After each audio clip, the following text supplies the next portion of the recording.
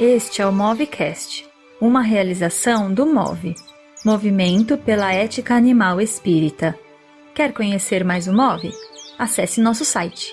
Anota aí, eticaanimalespirita.org. E nos siga também pelas redes sociais, Facebook, Instagram e YouTube.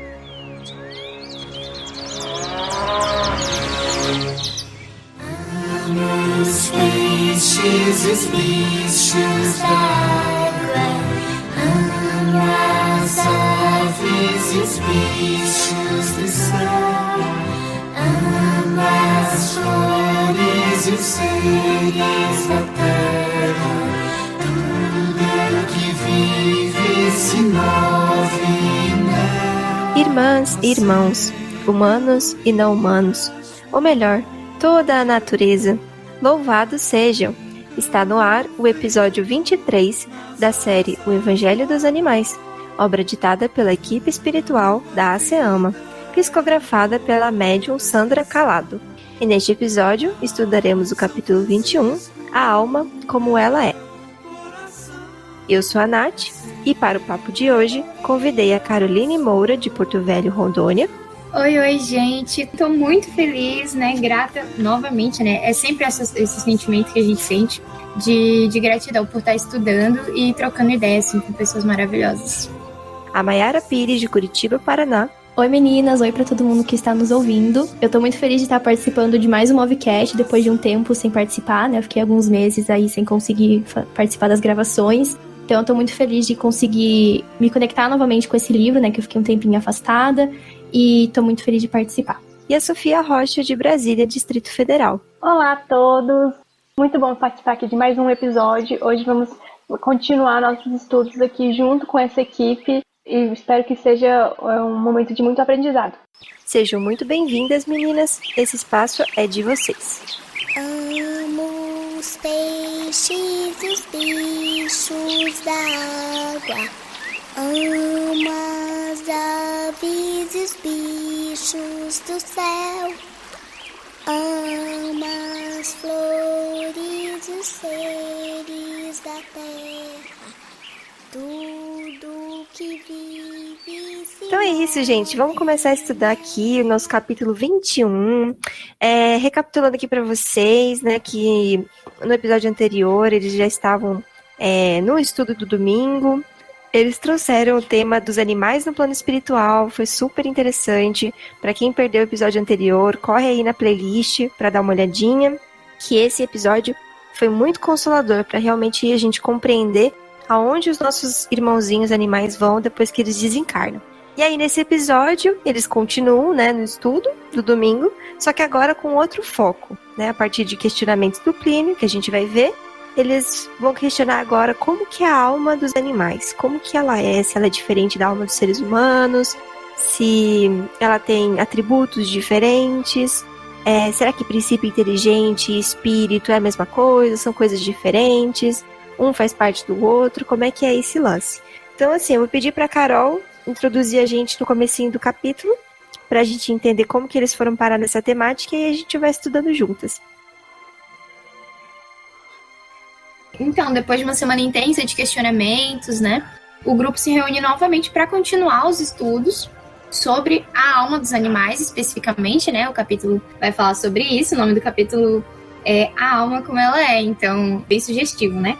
O Plínio, nosso estudioso do grupo, né, a Nath sempre fala isso, ele tá muito entusiasmado para estudar a doutrina justamente dessa forma como eles estão fazendo, que é contextualizando, né, o momento histórico, por que eles falaram aquilo, a forma como eles falaram também. Então, tudo isso está sendo analisado quando eles estão fazendo esse estudo, como a gente conseguiu perceber, né, pelo comentário dos integrantes do grupo. E algum dos questionamentos que ele tem ali, e está em citação aqui no capítulo, eu vou ler rapidinho, que é: como é a alma dos animais? Será que é igual a nossa? Será que um dia o animal poderá chegar a ser humano? Se chegar, então, será que teremos sido nós mesmos animais em algum tempo da evolução? Qual o grau de parentesco que temos com eles? Então, todos esses questionamentos, eles vão começar a pesquisar, né, logo na questão 607 do Livro dos Espíritos. Eu vou só ler a pergunta e deixar o ganchinho para a Sofia explicar para a gente. Essa é a pergunta 607A, tá? Só para deixar claro. A questão fala assim: parece assim que a alma teria sido o princípio inteligente dos seres inferiores da criação? Então, a resposta: não dissemos que tudo se encadeia na natureza e tende à unidade? É nesses seres que estáis longe de conhecer inteiramente que o princípio inteligente se elabora, se individualiza pouco a pouco e ensaia para a vida, como dissemos. É, de certa maneira, um trabalho preparatório, como o de germinação, em seguida ao qual o princípio inteligente sofre uma transformação e se torna espírito. Então começa para ele o período de humanidade, e com este a consciência do seu futuro, a destinação do bem e do mal e a responsabilidade dos seus atos. Como depois do período da infância vem o da adolescência, depois a juventude e, por fim, a idade madura. E é muito interessante eles trazerem essa questão 607A bem no início, porque ela é a base de muitas discussões em que as pessoas diferenciam os animais são princípio inteligente e a humanidade é espírito. E a partir daí são formadas muitas justificativas para o modo como a gente atua perante os animais. Mas será que tem essa diferenciação mesmo? Se tem, o quão diferente é e o que isso significa? Então, eles começam a fazer uma revisão de literatura. No próprio Livro dos Espíritos, voltando um pouco, na questão 600, que ele já puxa um trecho da resposta em que é dito que o espírito do animal, então, já o animal é apresentado como espírito também. Então, tem essa diferença de espírito, princípio inteligente, fica essa confusão, né? Então, vamos voltar primeiro começando com a pergunta básica, assim, questão 23, lá no início do Livro dos Espíritos. Que é espírito? Resposta: o princípio inteligente do universo. Então, eles mesmos chegam à conclusão que eles tinham concluído precipitadamente que o animal é princípio inteligente e o homem é espírito, mas agora o espírito da verdade já pareceu se contradizer. Mas será mesmo que ele está se contradizendo? Eles percebem a importância de que eles ainda têm muito a estudar. Então, a partir daí, eles começam a buscar em outras obras, e Plínio traz uma questão do livro Obras Póstumas, em que é dito que há no homem um princípio inteligente a que se chama alma ou espírito, independente da matéria. Se você junta isso com a colocação do livro A Gênese, do capítulo 3, tem o bem e o mal, item 21, a resposta. Ele fala assim: a verdadeira vida, tanto do animal quanto do homem, não está no invólucro corporal, do mesmo que não está no vestuário. Está no princípio inteligente que preexiste e sobrevive ao corpo. Então, aqui você já vê que esses dois trechos, eles vão tratar como sinônimos, praticamente, espírito e princípio inteligente. A partir daí, a gente começa a tirar, tem essa diferenciação?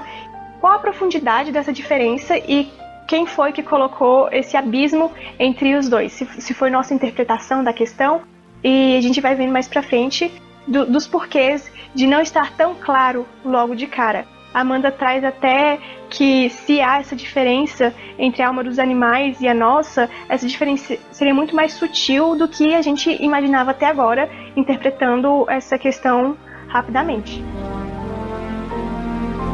Sofia, eu queria pontuar também que quando ele traz, né, essa comparação entre as obras póstumas e a Gênese, ele está mostrando que o princípio inteligente está presente no ser humano também. Porque muito dessa crença de achar que princípio inteligente está no animal e espírito está no humano é o que difere uma da outra, né? Hoje mesmo eu escutei um amigo, a gente estava conversando sobre a espiritualidade dos animais com uma terceira pessoa. Essa terceira pessoa fez uma pergunta sobre se existia essa diferença entre a alma do animal e do ser humano, e ele prontamente, esse meu amigo prontamente, falou que sim, que eram almas diferentes. Aí eu, peraí. Aí eu tive que explicar, né, porque eu consigo estudar, já estou estudando há um tempo sobre o assunto, e aí rendeu um pouquinho o papo. E olha que interessante, hoje mesmo, né, tendo encontrado com isso na minha vida, podendo trazer aqui para vocês e perceber o quanto tá tudo muito conectado, né? A gente tem que também perceber o quanto as nossas vidas aqui, enquanto convidadas, estão interligadas também, porque uma coisa que acontece às vezes com a Carol, também tá acontecendo com a Mai, na mesma semana que a gente vai gravar aqui o episódio, e com a Sofia também. Então acho que a gente tem que estar aberto também para captar essas coisas. Mas voltando, então, que a gente não use isso para separar. Porque se o princípio inteligente está presente no ser humano também, então, as nossas considerações estão sendo feitas muito rapidamente. A gente tem que voltar o olhar, captar esse quebra-cabeça que a espiritualidade mostra pra gente desde sempre, né?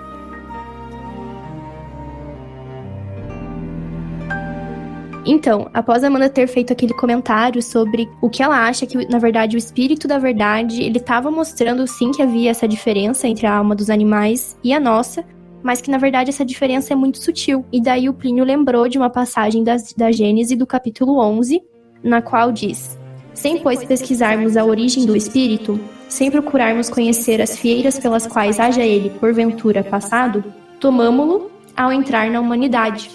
Então, o que a gente entende disso, que até a Ana Paula comenta, é que a gente tinha essa interpretação de que o estudo do espírito começava na fase da humanidade, sem entender que, na verdade, começou muito antes. E daí ela lembra das colocações que foram feitas na Revista Espírita de 1865, que eu vou ler um trechinho para vocês, porque eu acho bem importante para a gente compreender o caminhar aqui das conclusões deles. Assim procedem os grandes espíritos que dirigem o movimento espírita. Em boa lógica, começam pelo começo e esperam que estejamos suficientemente instruídos num ponto antes de abordar outro. Numa palavra, precisávamos compreender nossa alma antes de procurar compreender a dos animais. Um outro motivo tinha feito adiar a solução relativa aos animais.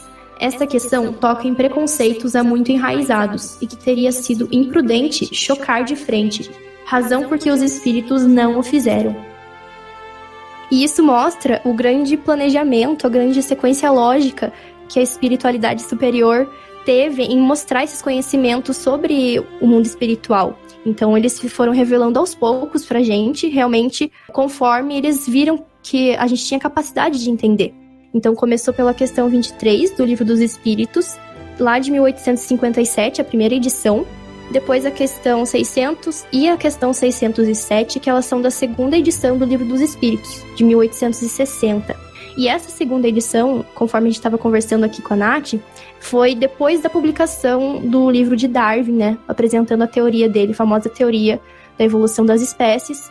Então, a gente vê como esse timing da espiritualidade é muito perfeito, né? Eles não apresentaram essa ideia de que a gente veio dos animais, por exemplo, antes dessa teoria de Darwin ter sido apresentada, porque senão teria sido algo muito chocante, e até o Edson comenta isso depois, que realmente, se o espírito da verdade ele tivesse dito que tanto o homem quanto o animal são espíritos, isso teria desacreditado a doutrina espírita, e não estaríamos aqui hoje, porque visto que Kardec não teria sido ouvido.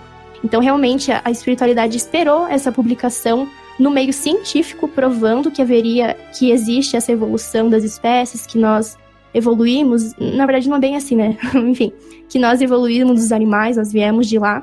Então, realmente, foi tudo muito planejado. Depois disso, teve essa colocação daí da Revista Espírita que eu acabei de ler para vocês, que foi de 1865, depois o livro da Gênese, de 1868, e depois o livro das Obras Póstumas, que foi publicado depois que o Kardec desencarnou, em 1890, que termina essas conclusões. Então, realmente, a gente percebe que devido à época, né, que tinha o materialismo, no Brasil ainda não havia sido liberto o povo escravizado, muitas questões na época até as pessoas entendiam que os animais eram máquinas. Então, a gente vê que não tinha como o espiritismo já chegar falando que, olha, a alma dos animais existe, assim como a nossa. Então, não tinha como isso acontecer, a gente percebe o planejamento perfeito, e eu fiquei muito encantada com isso, porque realmente a espiritualidade sabe de tudo. Muito lindo. Eu vou puxar um gancho, Mai, do que você comentou a respeito de Darwin, porque olha como a gente tem uma sintonia. Eu também anotei aqui na página seguinte o nomezinho dele, porque eu estava pensando justamente nesse ponto. O como a publicação do livro da tese de Darwin, né, A Origem das Espécies, ela vem em 1859, que é um ano antes da segunda edição do Livro dos Espíritos, que traz a versão mais completa, que é a versão que a gente tem hoje em dia. E com essa fala do Edson, é muito importante a gente ressaltar isso, como não só a espiritualidade teve esse cuidado, mas o próprio Kardec, como um codificador, também teve o cuidado de selecionar as perguntas que ele entendia que seriam as mais coesas, assim, para aquele momento, que chocassem um pouco menos. E as perguntas um pouco mais capciosas foi deixada para a segunda edição, quando o terreno já foi preparado, né? E mesmo assim, esse é o ponto.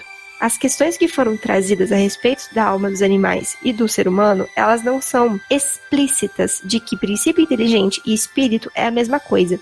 Somente através de um estudo profundo e sistemático, que é o que os nossos amigos estão fazendo, de buscar referências diferentes para fechar um quebra-cabeça e ter uma visão mais global do assunto, do tema, é que você consegue entender o que os espíritos disseram de uma forma subliminar, assim, de uma forma subentendida, né? Quem pegou, pegou. Quem não pegou, tá dormindo, sabe?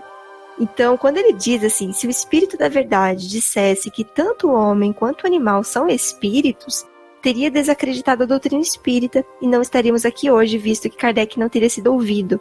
Porque, justamente, se a gente lembrar, isso até é relatado no filme de Kardec, para quem assistiu. A Igreja Católica estava muito forte na época, a gente sabe, estava começando a se enfraquecer. Na Espanha, eles pegaram alguns exemplares de Livro dos Espíritos e jogaram uma fogueira em cima delas e criou, assim, uma situação muito parecida que tinha na época da Idade Média, né, com a proibição daqueles livros, né, da Igreja Católica e queimava em praça pública, porque simplesmente estavam falando sobre reencarnação, estavam falando sobre mediunidade, comunicabilidade entre os espíritos, mundo espiritual, que são assuntos básicos da doutrina, não estavam falando ainda explicitamente sobre os animais. Agora, imagina se isso fosse trazido dessa forma explícita.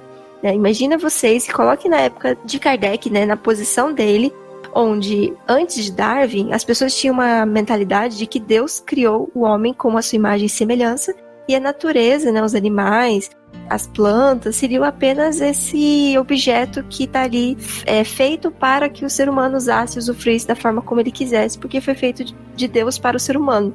Então tinha muito essa crença. E existia a crença do fixismo, de que as coisas foram criadas da maneira que foram criadas e não evoluem. Hoje a gente tem uma mentalidade muito darwiniana por conta dessa herança que a gente tem científica. Mas para aquela época, que não conhecia DNA, não conhecia todas essas bases que nós temos hoje, era um choque muito grande. Agora imagina uma doutrina que tinha acabado de nascer, que se dizia cristã, que se dizia reinterpretar o evangelho, e ainda assim vai dizer que animais e humanos têm a mesma alma, têm o mesmo espírito, são criados da mesma maneira, sabe? Têm a mesma origem, estão em evolução junto. Ia ser um choque tão grande que provavelmente hoje em dia a gente não estaria aqui juntas falando sobre isso. Então é importante que o tempo se dê no momento certo. É igual a gente pegar uma pessoa que está numa sala escura, completamente escura, nunca viu a luz. Você nunca vai abrir a porta, a janela assim, escancaradamente, jogar toda a luz em cima da pessoa, porque isso vai deixar ela cega. Ela não vai conseguir enxergar nada, vai ficar ofuscada. Você tem que começar primeiro com uma faísca, né, um fascículo de luz, como a Joana vai falar depois. Aí você começa depois com uma lanternazinha, entendeu? Uma luzinha um pouco mais fraca, uma meia luz. Aí a pessoa vai enxergando, vai se acostumando com aquela nova visão, vai entendendo quais são os elementos que tem junto com ela naquele quarto, vai entendendo o seu redor, vai entendendo a si mesma, para depois você mostrar uma verdade maior. Por isso que a revelação é feita aos pouquinhos. Para tudo, né? Mas para os animais mais fortemente, diante de tanto preconceito que se tinha naquela época e que hoje a gente está começando a combater. E essa questão, pelo menos para mim, ela é muito importante de compreender. Porque quando eu comecei a me interessar por essa temática animal, às vezes, naquele primeiro momento, tive uma indignação. Então você vê que tudo tem um sentido, que tudo tem o seu tempo, tem uma razão para as coisas ser assim, porque você pode pensar como eles deixaram de lado uma questão tão importante assim. Mas não caberia naquele momento histórico.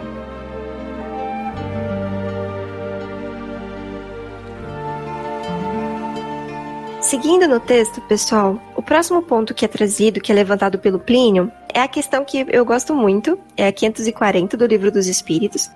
Para dar um contexto rapidinho para vocês, ela é uma questão que vai falar dos elementais, que é outro assunto, é uma coisa bem complexa, que até eu estou num processo de estudar, assim, que eu não compreendi completamente.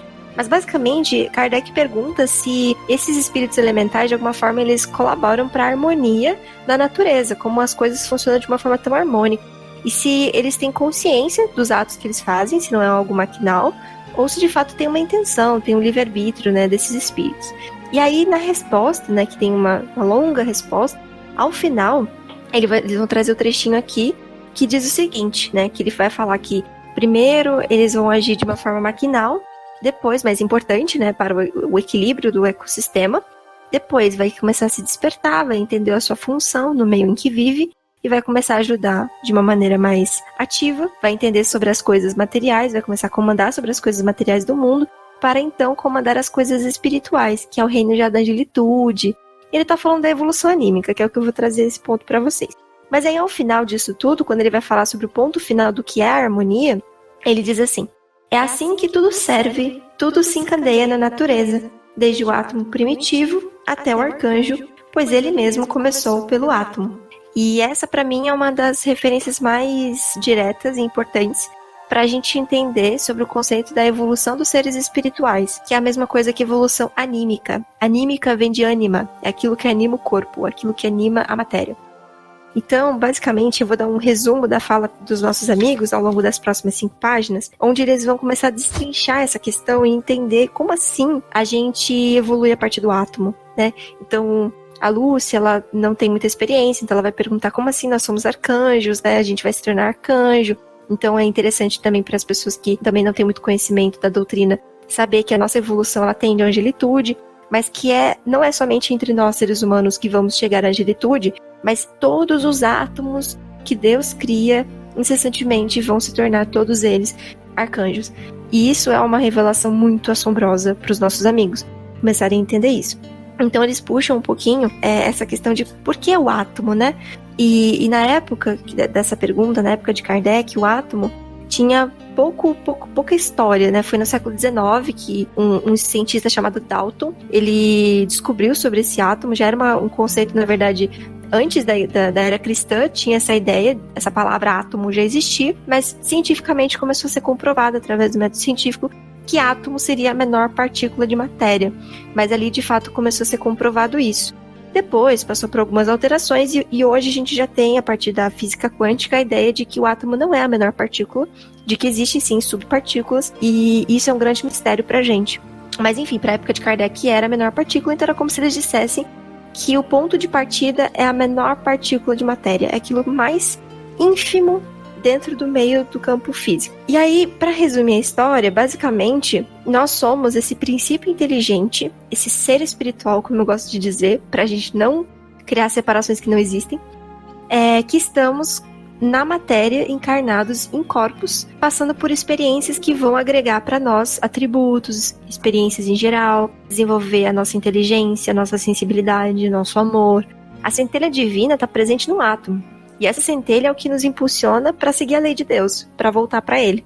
E aí eles não entram muito nesse aspecto, mas para trazer para vocês, antes da fase animal, esse princípio ele vai passar pelo átomo, vai passar pelo reino mineral.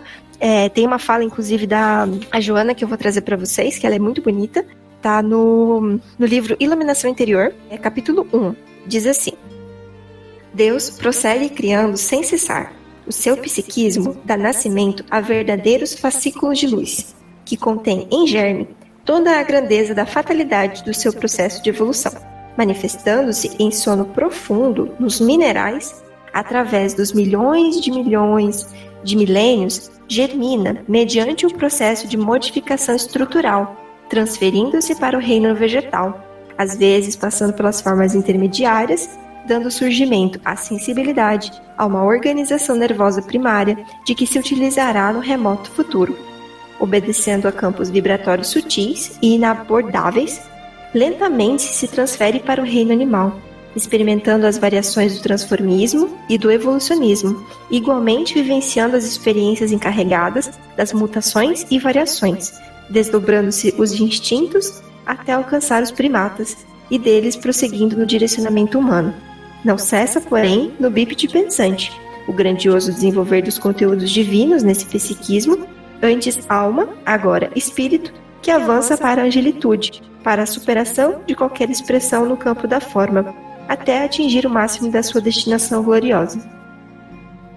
Ela deu um grande resumo do que é a evolução anímica. Então, como eu falei para vocês, passa do reino mineral, vai para o reino vegetal, passa para o reino animal em todas as suas nuances, passa por um processo de humanização, que o André Luiz vai explicar melhor no Evolução em Dois Mundos, e depois ele chega na fase de humanidade, com toda uma responsabilidade, a partir do momento que a gente já estudou no capítulo, no livro, sobre o livre-arbítrio. Depois disso tudo, podendo escolher se afastar ou não de Deus, traçando a sua rota a partir das suas escolhas, né? Então ele pode demorar mais ou menos.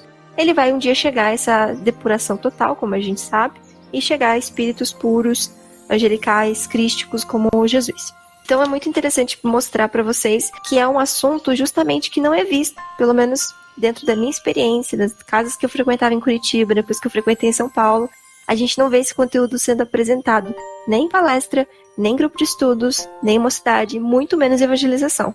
E é um assunto que até a Amanda vai falar em algum momento, é estudar o nosso passado espiritual. Estudar o nosso passado espiritual é entender quem nós somos e qual é o nosso papel nesse planeta, nessa vida, qual é a nossa missão espiritual e corrigir e reparar todos os erros que a gente fez enquanto a gente dormia, nesse sentido de ignorância. Então, se a gente pegar do ponto de vista ambiental, né, se a gente pensar que, imagina, todos os átomos que compõem tudo pertencem ao mesmo Pai e que compõem toda a natureza que a gente vê dentro de nós e fora de nós estamos destruindo, nos destruindo e destruindo a natureza. Então, isso vai gerar as reflexões éticas e morais necessárias para o nosso crescimento e o início do nosso despertar para a reparação. E é isso, né? Para mim, eu acredito que o mundo de regeneração não é um mundo perfeito, é um mundo que, de fato, a gente vai ter que arregaçar as mangas, começar a reflorestar a Amazônia, tirar os plásticos dos oceanos, começar a destruir as opressões que formam a corrente de seres humanos, né? Principalmente em relação à desigualdade social tão presente, as opressões das minorias. Se a gente quer instaurar um reino de fraternidade na Terra, a gente tem que começar a destruir essas mazelas todas que nós mesmos criamos ao longo dessas vidas, né, que tivemos aqui na Terra, e que não vale a pena a gente querer sair daqui só porque tá tudo ruim, se nós mesmos temos culpa do que fizemos, né? Então, para mim, o mundo de regeneração é um mundo que a gente vai ter que simplesmente reparar tudo. O mal ainda vai existir, numa menor escala, a gente sabe, mas não vai ser um mundo perfeito como a gente vê por aí as pessoas falando. Quem ficar na Terra vai ter muito trabalho para fazer. Sim, Nath, seremos os construtores da nova era, né? Como diria uma das nossas músicas da juventude. Não sei se todo mundo conhece, mas foi a música tema da nossa Cumbrege Norte. O nome da música é Construtores da Nova Era. Pesquisem aí, você que tá ouvindo a gente. Pesquisar, eu quero que você cante, Carolina. Quando você fala um negócio desse agora, vai ter que cantar pra gente. Eu vou cantar, 2 versos aqui, só pra vocês ouvirem, então. Somos construtores, operários, nova era. Somos pela paz, outra manhã pra essa esfera. Nós somos construtores, operários, nova era. Somos pela paz, outra manhã pra essa esfera. Nós... E aí é um loop, fica repetindo. Que bonitinho! Cara, como muito eu amo. Eu amo ter uma pessoa que canta nesse grupo.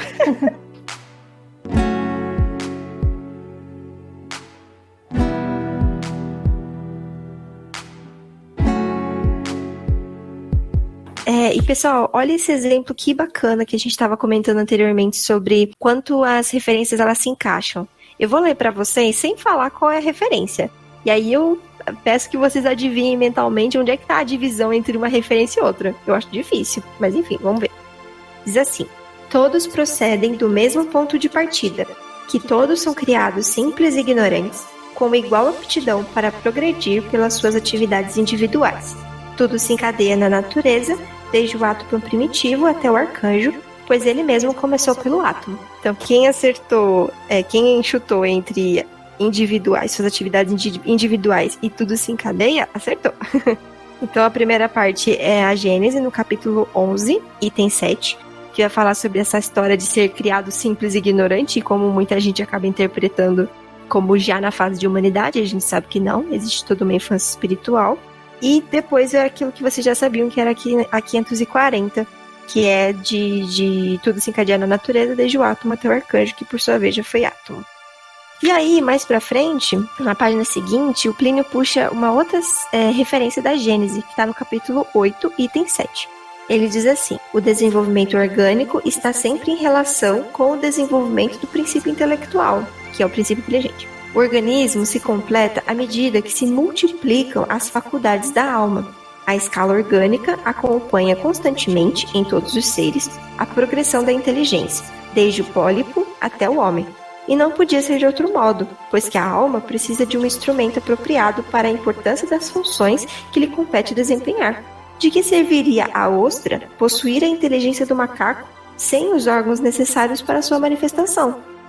Para quem se interessar, gente, é Evolução em Dois Mundos, é batata. Porque Evolução em Dois Mundos ele vai mostrar assim com todo o detalhamento, um detalhamento até difícil de entender, tem que ler 3 vezes para pegar, e olha lá, para você entender como é que vai funcionar essa história de desenvolver os órgãos, a inteligência, a sensibilidade, como que isso se dá através da matéria, da ação da matéria. Ele dá, assim, é um livro de estudo mesmo. Então, para quem tem mais interesse em saber sobre evolução anímica, tem a Gênese, de Kardec, a gente sabe, mas ela é básica. Aí tem a Evolução em Dois Mundos, e tem uma entre os dois, que é a do Gabriel Delany, que se chama Evolução Anímica. E aí ela é de 1870, 1880, alguma coisa assim. Então, ela é, digamos assim, a ordem de revelação dos espíritos é a Gênese, Evolução Anímica, do Gabriel Delany, e Evolução em Dois Mundos. Seguido, claro, por Joana, que vai trazer mais pra frente aquela primeira fala que eu disse pra vocês. E, assim, um ponto que me tocou muito, do capítulo todo, assim, pra falar a verdade, né, tem vários pontos que a gente se sente, que a gente, né, dá aquela, assim, aquele estalo, assim, né, tipo, na nossa cabeça. Tipo, aquele meme, né, agora eu entendi, agora eu saquei. É cego! Então, é muito esclarecedor isso pra gente, porque eles vão fazendo uma linha progressiva, né, as discussões até eles chegarem a essa conclusão, e isso que é ótimo. Mas, de tudo, assim, que me sensibilizou, que aí é outra coisa, né, uma coisa é você entender e tal, outra é você se sentir sensibilizado com aquilo que foi dito, e pensar como que você vai trazer isso pra sua vida, né? Então é quando a gente faz uma conexão, e é uma das pautas, né, do veganismo, né? Faça a conexão, é justamente a parte que o Plínio, ele fala, né? Que quando a gente tá estudando a evolução, estudando essas coisas, a gente tá, na verdade, compreendendo a nós mesmos. Então, ele pega os animais, né? Lembrando a evolução do príncipe inteligente, do espírito, enfim. Então ele pega lá desde o átomo, e a gente imagina, assim, tipo, reinos e o universo, e coisas muito distantes de nós, e ele, tipo, comprime tudo isso. Não tem mais essa distância. Porque a gente tá falando de nós mesmos. A gente tá falando do nosso caminho, da nossa trajetória. E isso, assim, sabe, virou a chave pra mim. Eu achei sensacional essa parte. E o Sérgio complementa também falando que muitas das nossas tendências... Então, assim, as coisas que nós somos hoje, né, grande parte das nossas tendências, como a gente desenvolveu afeto, carinho, amor, várias outras coisas, foi ainda nessa fase de animalidade, e a gente ainda é, né, vamos lembrar aqui, animais humanos. E então foi nessa fase anterior, né, e aí a gente consegue ver isso claramente nos exemplos do dia a dia, em vídeos que a gente vê aí, de tipo assim... gato que adotou cachorro que adotou gato, e aquela galinha que adotou cachorro, e também eu vi até uma vaca que adotou o cachorro também, que eles cresceram juntos na fazenda. Então a gente vai vendo como... tem uma tigresa que adotou porquinho, vocês viram? Ah, mano. E aí colocaram roupinha de tigresa nos porquinhos pra ela sentir o pelinho, que eles não têm pelinho. Ah, é muito fofo. Posso contar pra vocês aqui uma vergonha que eu quase passei? Eu tava fazendo um seminário sobre cuidados, nutrição neonatal pra cães e gatos, e eu fui pesquisar imagem fofinha, e aí eu vi de um gato, assim, cheio de filhote, adorei, coloquei na capa do slide. Quando eu botei a tela cheia, eu vi a imagem maior, era o gato, era cada 3 gatinhos, tinha 3 pintinhos. E eu quase coloquei no slide pra apresentar. Depois eu fui ver também, era uma história super interessante dessa. Ai, é engraçado. Eu manteria. Era justamente o gato tinha adotado os pintinhos, e eu colocava lá nutrição neonatal de cães e gatos, e os pintinhos lá no meio. Ai, muito bom. É porque não necessariamente nasce do útero, né? Pode nascer do coração. É isso. Não separareis o que Deus juntou, já dizia o Evangelho. Muito bom. Então, só pra finalizar aqui, ele fala, né, que foi como a gente desenvolveu o amor, né? A gente sabe que assim como a gente já falou aqui, a gente é criado simples e ignorantes. Então, a gente não é criado, assim, dotado de... né, espíritos de luz, a gente já vem amando, já sabe ser solidário com o coleguinha. Não, tudo isso a gente aprende nas fases anteriores. E aí, por isso, a valorização desses estágios, né, dessas experiências. Então, né, antes disso que a gente desenvolve os instintos também. Então, os animais não humanos, eles são as crianças espirituais, né? Que um dia eles chegarão na fase que a gente tá, e aí a gente já vai estar em outra, e aí assim vai, né? Dependendo do quanto a gente demorar, quem sabe a gente não até chega ali mais pertinho ainda. Então a gente percebe que tem uma importância muito grande os estágios anteriores, que possibilitam a gente estar onde a gente está hoje, né? Gente, essa fala que a Carol fez agora me fez lembrar muito que no livro, essa é uma citação que não tá no Evangelho dos Animais, tá no livro Conflitos Existenciais, do Divaldo, né, psicografado pelo Divaldo, tem um capítulo chamado Psicogênese do Amor. Olha que bonito isso, eu acho isso lindo. Ela vai falar sobre como que o amor nasceu lá no átomo. E ela diz assim: o amor é de essência divina, encontra íncito no hálito da vida, quando o psiquismo, em forma primitiva, mergulha na aglutinação molecular, dando início ao grandioso processo da evolução.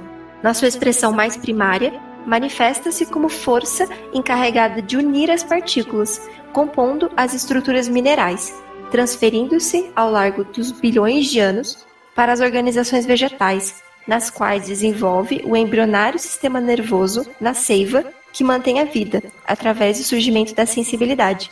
Um novo processo em que se desdobra por período multimilenar. Trabalha a estrutura vibratória da energia psíquica de que se constitui, facultando-lhe o desdobramento das sensações até o momento que lhe surge o instinto nas formas animais. É nessa fase que se irá modelar o futuro da constituição do ego, enquanto o princípio inteligente, embora adormecido, inicie a elaboração da individualização do self. A fera, que lambe o descendente e o guarda, exercita o sentimento de carícia que um dia se transformará em beijos da mãezinha enternecida pelo filho. Eu acho que é isso. Tem muito mais coisa, mas acho que só essa parte tá bom. Eu amo essa referência. Nossa, amiga, que perfeito, porque era exatamente nesse ponto que eu queria chegar, só que eu acho que eu já tinha me alongado muito, sabe, a passar direto, mas que assim, que não tem algo maior do que o sentimento de maternidade, né, a gente fala que seria o mais próximo, né, do amor incondicional, do verdadeiro amor, né, então, tudo isso, assim, acho que é nas fases anteriores, né, e desde lá do comecinho, então, como é que a gente assim, poderia falar que ama e tal por uma questão racional, sabe? Porque a pessoa me trata bem, né? Falando de amor, assim, que a gente fala no dia a dia, né? A pessoa é legal comigo, porque ela me trata assim, porque ela me trata assado, porque ela faz isso, porque ela faz eu me sentir de alguma forma. Então, é tudo relacionado a uma relação de troca, né? E aí a gente poderia dizer que essa nossa subjetividade de troca, ela tá relacionada ao sistema que a gente tá vinculado, né? Que faz a gente entender as relações dessa forma. Mas, além dessas questões de sistema e como a gente interioriza isso, o amor materno transcende tudo isso. E é em que fase que a gente aprende e desenvolve isso? Nas fases anteriores, né? Então, muito mais do que como a gente racionaliza as nossas relações e entende elas, é como a gente sente. E é porque somos centelhas divinas e temos isso desde o início, né? Ai, maravilhoso. Nossa, gente, e pensar que aqui na Terra, né, quando o homem realmente separa os filhotinhos da mãe vaca, quando elas... Pra dar leite, né, realmente, na indústria a gente sabe, pesquisando um pouquinho sobre isso, como que é o processo. Então, as vacas, elas têm os filhotinhos, mas esses filhotinhos são separados delas, assim, logo nas primeiras horas de vida, porque senão o bezerrinho tiraria o leite da vaca, que na verdade o ser humano tá pegando pra ele, né. Então eu fico pensando nas consequências que isso pode trazer realmente para a evolução do ser humano. Porque a gente está interrompendo esse processo que é tão lindo, né, da natureza, da maternidade, a gente está tirando isso dos animais. Então isso é muito grave. Realmente a gente terá que arcar com essas consequências de interromper esse processo. Essas coisas só me lembram a primeira vez que, numa aula de bovinocultura de leite, o professor citando esse manejo inicial dos bezerros, e ele simplesmente falando como uma coisa mais natural do mundo, o bezerro receber sucedâneo, que nada mais é que leite vegetal. Aí eu falei assim, você tá querendo mesmo que eu engula que o bezerro é separado da vaca pro humano beber leite, enquanto o próprio bezerro tá bebendo leite vegetal? Até isso como é que as pessoas se recusam, fazem uma propaganda até contra os leites vegetais, mas o bezerro, pra ele, pode. É umas coisas assim, sem sentido, né? Nossa, amiga, eu lembrei agora de uma outra coisa. Eu e você, a gente faz veterinária, né? Então a gente se entende. Tem uma coisa que eu vi hoje que eu me lembrei, que eu aprendi em aula. É tipo, não sei se tem um nome pra isso, acho que tem, mas não lembro. É um piercing que eles botam nas narinas do bezerro. E aí, tem algumas espécies de vaca que ela só dá leite se o bezerro estiver no pé. Se ela estiver vendo ele, se ela estiver sentindo o cheiro dele. Só que, obviamente, ele não pode mamar. Então, quando o bezerro ele tenta mamar, a estrutura que colocam no nariz dele é tipo um piercing de plástico bem grande, assim, que tem umas espigas. E daí, quando ele se aproxima pra tentar mamar o leite dela, isso machuca ela. E aí ela dá tipo um coice, ela dá uma reação de se afastar dele, pra não permitir que ele mame. Então a própria mãe fica meio perdida porque ao se aproximar o filhote dela, causa dor.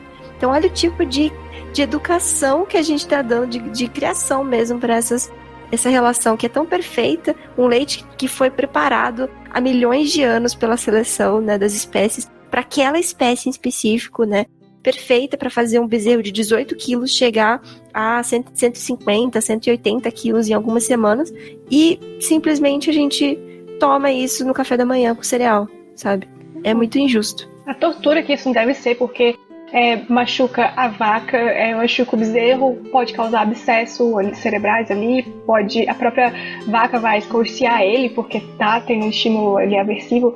É muito, muito triste.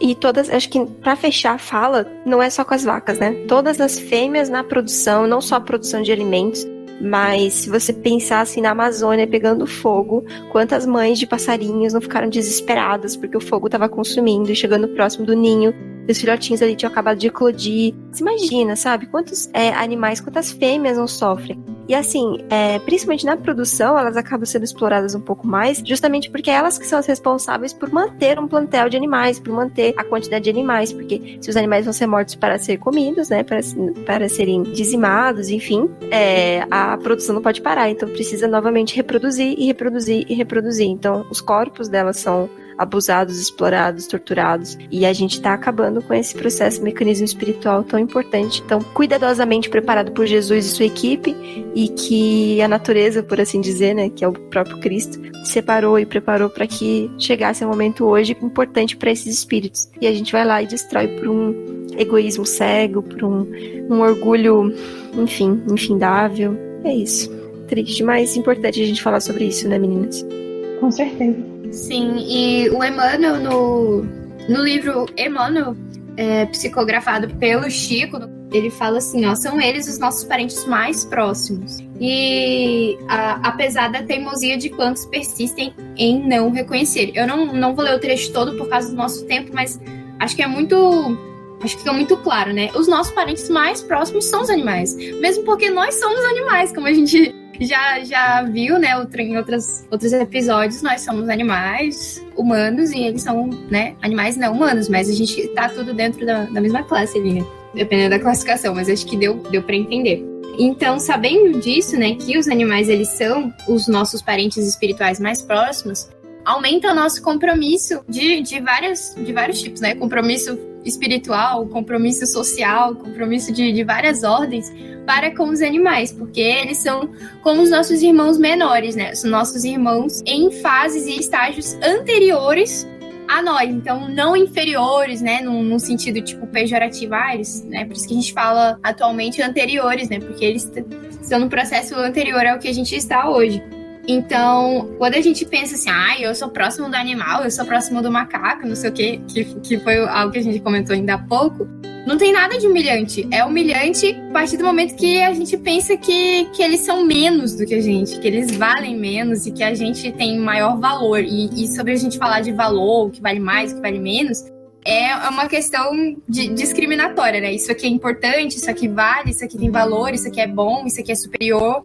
E isso aqui não é. Aí a gente faz uma divisão que não é justa, né? Uma divisão que não tem nada a ver com a lei de amor, que não tem nada a ver com a lei de Deus, que não tem nada a ver com o que a gente estuda na evolução anímica e que não tem nada de cristão, né? Não tem nem nada de caridade, porque o juízo de valor é só isso, né? É um julgamento sem fundamentação nenhuma, né? Então, a gente na verdade, deveria se sentir honrado, né? De sermos os parentes mais próximos, né? Dos animais, que são seres assim, tão puros, tão nobres. Eu tava aqui pensando, enquanto eu li esse trecho aqui, essas páginas, né?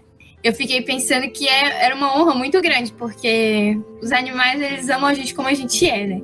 E eu lembro que um dia eu tava assistindo, só um parênteses aqui, da Débora Ladin, não sei se vocês conhecem, né? Não sei se vocês acompanham, mas ela tava lendo um estudo sobre experimentação animal, né? Com cachorros, algo assim. Eles estavam fazendo experimentos, né? Assim, abrindo ali a pele, fazendo várias coisas com os animais. E mesmo eles ali morrendo, machucados e tal, sendo torturados, eles estavam lambendo a mão do seu dono. Ela falou isso há uns 8 anos atrás e eu nunca mais esqueci. Isso ficou assim na minha cabeça, sabe? E ela falou o nome do estudo, era estudo científico, eu tava no ensino médio ainda, e eu salvei o estudo, eu tenho estudo hoje, até hoje, na nuvem. E foi algo que me marcou muito. Agora que eu sou vegetariana e transição pro veganismo, né? Vegetarianismo estrito, no caso. E aprendendo mais sobre isso, eu lembrei, né? Comentando aqui, mas é uma coisa assim que toda vez quando eu olho pra um cachorro, pra um gato, eu penso quanto eles são fiéis, leais, né? Tipo, eles estão ali do seu lado, não importa o que você fez, não importa quem você é. Tanto que, tipo, o dono tá ali na rua, né? Tipo, os moradores de rua, sabe? Eles estão ali e o cachorro tá do lado dele. Se tiver chuva, ele fica na chuva. E onde ele tiver, né? Onde o tutor tiver, o animal também tá. E isso é lindo demais. Então, enfim. Eu queria encerrar minha fala sobre o capítulo, né? Com o último trecho que eles falam aqui no final, que é uma fala do Plínio. Que ele fala que, assim, ó, nós, enquanto espíritos, já passamos pela fase de animalidade e eles, os animais, enquanto espíritos, eles chegarão à fase que nós encontramos. Somos todos irmãos e a relação que temos com eles, muito além do corpo, deve ser considerada uma relação de espírito para espírito. Assim são eles nossos parentes próximos, nossos irmãos, nossos próximos. E aí se aprofunda a beleza da criação divina, em que vemos as luzes do amor em todos os seres que conosco habitam o planeta. E há algo para profunda meditação, para profundo aprendizado de humildade e gratidão. Creio, meus irmãos, que hoje abrimos definitivamente novos parâmetros de entendimento e consciência acerca das leis de Deus. E bendita a oportunidade de aprender a amar. Jesus nos abençoe. Então, quando ele termina essa fala, eu acho que ele finaliza, assim, o capítulo perfeitamente, né?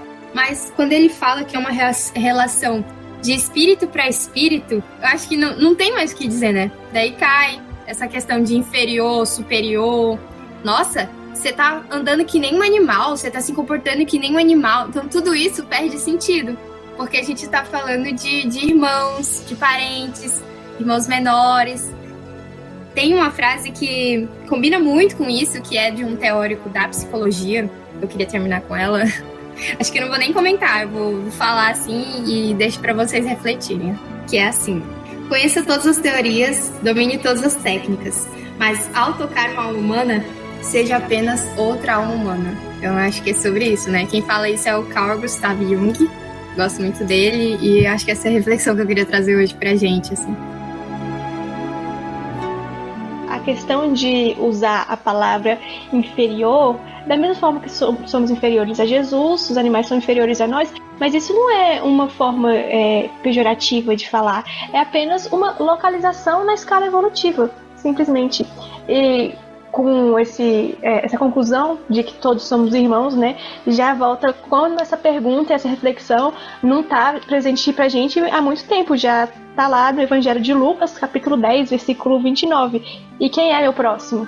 A gente sempre vai reatualizando essa resposta, acrescentando mais gente, né, porque a época de Jesus foi só uma bolinha que abriu e hoje a gente já expande nosso olhar para quem são nossos irmãos.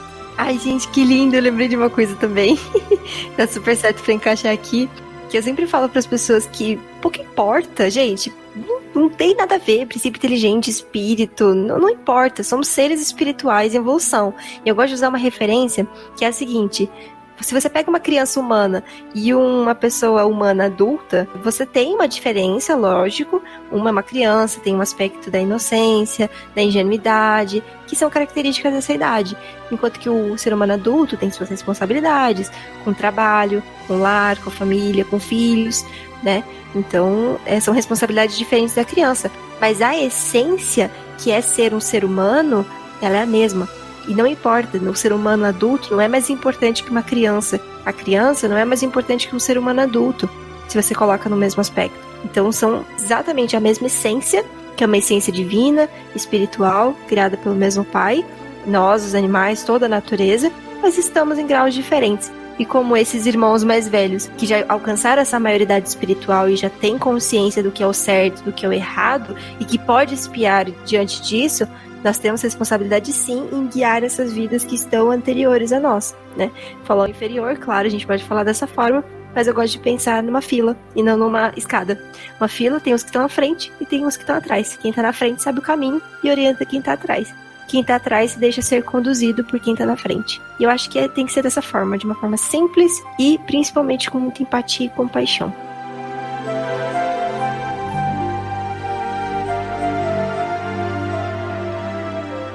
Então, gente, encerramos nosso capítulo. Tô muito feliz, acho que a gente fez comentários maravilhosos, teve até música no meio. Então, estamos muito felizes que você chegou até aqui, caro ouvinte. Então, passo aqui para as minhas amigas para elas fazerem as considerações finais e aí a gente já encerrar o nosso episódio. Pode iniciar, Mai. Ai, gente, que lindo. Só gratidão mesmo por essa conversa que a gente teve. Tanta coisa que eu aprendi aqui com vocês. Tantas reflexões, né, que se eu não tivesse realmente lendo esse livro aqui com vocês, eu nunca teria, eu acredito, porque são coisas... Ai, não tenho nem palavras, gente, tô muito feliz mesmo. E realmente, o quão é importante a gente ampliar esse nosso olhar ali, igual tá no finalzinho do livro, né, pra beleza da criação. Porque somos todos irmãos, e eu acho que essa é a lição que fica. Muito bom mesmo o episódio de hoje, e que fique sempre como convite de estudar mais e de simplesmente viver a lei de amor na sua forma mais pura. Tava pensando em algo parecido também com o que a Sofia falou, que a gente possa ampliar o nosso conceito de família, né? De família universal. A gente já viu nos capítulos anteriores que a nossa parentela espiritual e até mesmo o corporal, né? Ela tem os animais incluídos no plano espiritual, no planejamento reencarnatório. Então, assim, só falta a gente aceitar essa verdade, né? Que é a de amor universal, de sermos todos irmãos mesmo. Amei a reflexão de hoje. Muito obrigada por todos. Então é isso, amigos. Vamos encerrando esse episódio, já convidando todo mundo para estar presente no nosso episódio seguinte. Vai ser sobre o capítulo 22, Admirável Lei de Harmonia. E pasmem, nós vamos falar sobre o conceito polêmico do espiritismo, que é a tal da alma grupo. Que eu sei que muitos por aí já escutaram essa fake news. A gente vai debater ela no próximo episódio. Eu espero vocês pra gente continuar nossas reflexões. Um beijo a todos e paz e bem!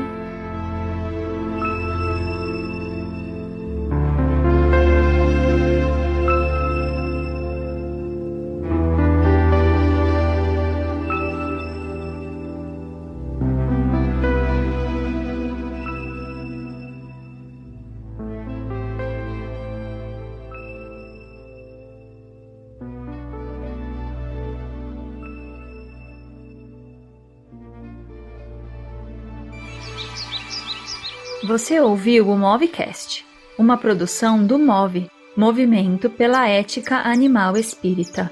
Quer conhecer mais o Move? Acesse nosso site. Anota aí, eticaanimalespirita.org. E nos siga também pelas redes sociais, Facebook, Instagram e YouTube. E venha se mover conosco, pelos animais, pelas pessoas e por toda a natureza.